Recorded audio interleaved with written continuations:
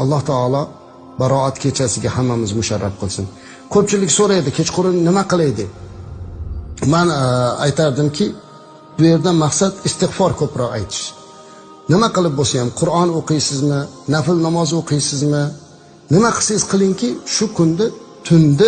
shu tunda duo bilan o'tkazing. Va kunduzini nafl roza tuting.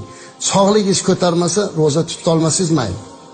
Lekin imkoniyati borlar albatta nafl roza deb tutish kerak. Niyati ham nafl roza tutishni niyat qildim deydi.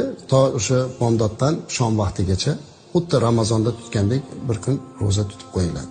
Men yana maslahat berardimki, ko'proq hech narsa bilmasangiz, hech bo'lmasa qulhu Allohu ahadni o'qinglar. Chunki men buni ko'p aytayotganim, ko'pchiliklar so'rayapti, Qur'on bilmaydi, harakat qilsin, lekin bilmasa 3 marta qulhu Allohu ahadni o'qisa, mana shu Qur'onni xatm qilgani savobini oladi. Chunki payg'ambarimiz alayhisalom qulhu Allohu ahadni Qur'onni 3dan 1 qismi bilan barobar savobga ega bo'ladi degan. Ya'ni xatm qilgandek bo'ladi 3 marta o'qisa. Yoki bo'lmasa istig'for ayting yoki kalima ayting, qo'yingki nima qo'limizdan